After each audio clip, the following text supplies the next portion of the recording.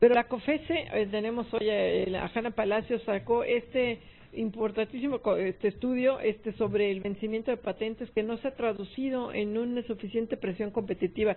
Hanna, cuéntanos de este estudio, porque hablabas de algo que yo no sabía, que creo que es Paid for Delay, donde algunas de las grandes empresas farmacéuticas le pagan a otros laboratorios para detener el lanzamiento de un genérico en mercado, y eso se me hizo muy grave, pero a ver, cuéntanos sobre esto, por favor. Sí, Mari Carmen, muchas gracias. Pues justamente de lo que trata el estudio es tratar de entender por qué la entrada de los genéricos a México no genera un efecto en el bolsillo de los mexicanos como sucede en otras partes del mundo. Y te doy algunos datos rápidos. En México, el precio promedio de un genérico cuando entra al mercado, después de 2 años de haber entrado, hace que el precio entre el genérico y el medicamento innovador, el original, sea 28% menor. En la Unión Europea esta diferencia llega a ser hasta del 40%. En México sucede que a los 12 meses que entra un genérico al mercado, en promedio hay 2.8 competidores, es decir, 2.8 laboratorios que ofrecen ese genérico. En Estados Unidos, en este periodo de tiempo, puede haber hasta 10 competidores de genéricos. También la entrada de los genéricos en México es tardía. En promedio transcurren 26 meses para la entrada al mercado privado del genérico, una vez que se vence la patente. En la Unión Europea la entrada al mercado es a los 7 meses y en Estados Unidos inmediatamente después de vencida la patente. También en México, a los 2 años de vencida la patente, la participación de mercado del genérico es del 22%. En Estados Unidos llega al 89%, en Canadá al 75%. Entonces, lo que, digamos, estos datos arrojan es que hay áreas de oportunidad para que entren con mayor fuerza los genéricos al mercado y los mexicanos ahorramos importantes cantidades de dinero en el gasto de medicamentos. Hanna Palacios, ¿cómo estás? Te saluda Marco Antonio Mares, muy buenas noches. Marco, muy buenas noches. La verdad es que es un tema muy importante porque al final tiene que ver con lo que pagamos los consumidores, lo que pagan los enfermos por los medicamentos. Y yo te preguntaría, de todo este cúmulo de obstáculos, primero para la competencia y después para el fomento de una mayor cantidad de empresas que produzcan los laboratorios, de laboratorios que produzcan los medicamentos genéricos, ¿cuál dirías tú que es el meollo a enfrentar para ir derribando todos esos obstáculos, que muchos de ellos tienen que ver con litigios, que tienen que ver con acciones legales que llevan a cabo los propios laboratorios para retardar la autorización de la liberación de los medicamentos cuyas patentes ya están vencidas? Sí, Marco, muchas gracias por tu pregunta. La Comisión ha encontrado 4 posibles razones, digamos a grandes rasgos, 4 posibles razones que pudieran explicar la falta de entrada, digamos, con mayor fuerza de los genéricos al mercado mexicano. Uno tiene que ver con la falta de transparencia en el sistema de vinculación entre el INPI y la COFEPRIS. Cuando un laboratorio inventa una sustancia nueva, innovadora, la patente. Y no es hasta que esta patente vence que otros laboratorios que producen genéricos pueden entrar al mercado. Y quien da la patente en el mercado mexicano es el INPI. Quien da el registro es COFEPRIS, quien da la patente es el INPI.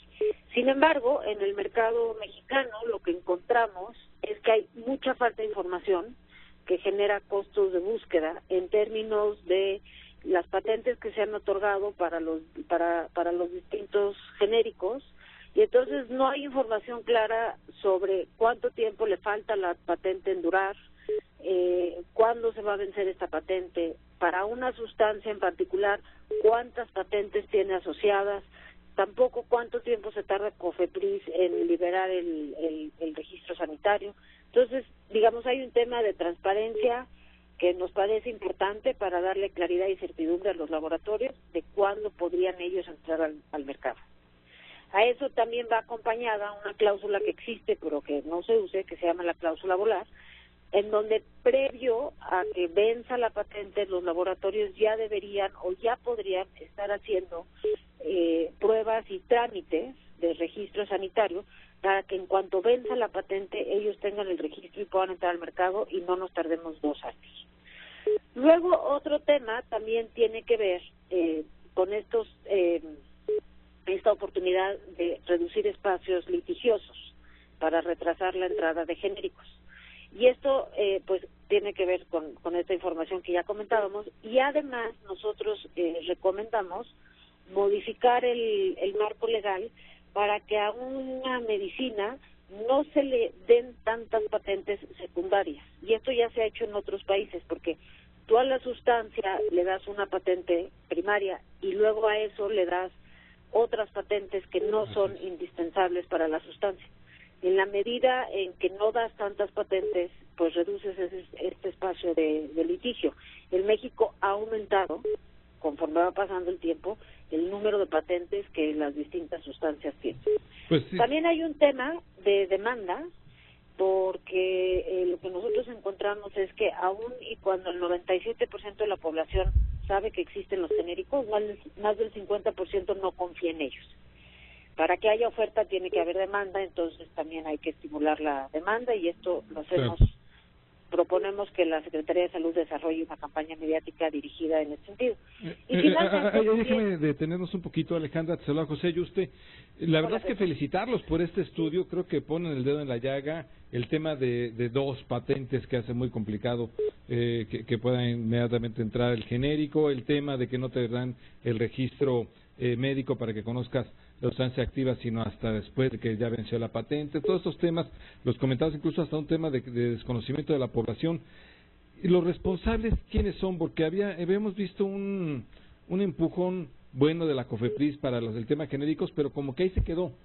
Cuéntanos ustedes qué están pensando en que pudiera haber políticas públicas, y quién podría ser el responsable de estas nuevas políticas públicas. Sí, pues mira, yo creo que los responsables somos varios. En términos de transparentar y hacer más claro el sistema de vinculación entre la sustancia activa y la patente, ese para nosotros es un trabajo conjunto entre COFEPRIS y el Instituto Mexicano de Propiedad Intelectual, el INPI. También nos parece que quien es responsable de promover el uso de esta cláusula polar para que, digamos, con anticipación se preparen las pruebas y los trámites para el registro sanitario de los genéricos, eso también le corresponde a COFEPRIS.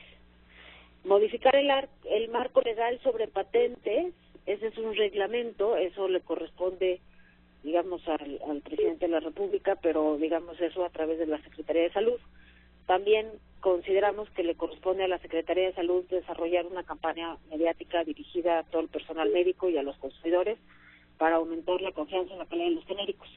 También hay otro reglamento que hay que modificar, que tiene que ver con que los médicos estén obligados a escribir en la receta que nos dan la denominación genérica del medicamento a la hora de la prescripción, porque resulta que si un médico apunta en la receta el nombre del innovador, aunque existe el genérico en la farmacia, no te lo pueden intercambiar.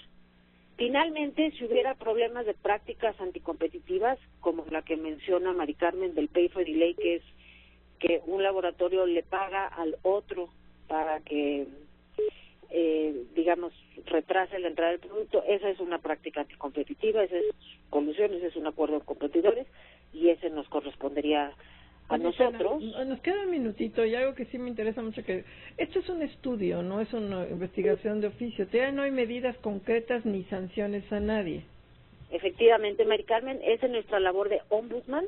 Queríamos entender cómo funciona este mercado, y la pregunta básicamente es ¿por qué en México tenemos proveedores únicos y en otras partes del mundo para los mismos medicamentos hay muchos laboratorios que ofrecen el producto? Y como no sabíamos exactamente cuál era la circunstancia, y te comento, pueden ser 4 las razones, lo que decidimos hacer es un análisis amplio para entender. Habiendo tenido esto, pues enfocamos nuestros esfuerzos. Pues muy bien, Alejandra Palacios, comisionada presidente de la Comisión Federal de Competencia Económica, pues un estudio muy interesante, ojalá que sea considerado por las autoridades correspondientes para que se atienda, y te agradecemos mucho la oportunidad de la entrevista, Gracias, Hanna. Gracias, Hanna. A ustedes, muy buenas noches. Adiós.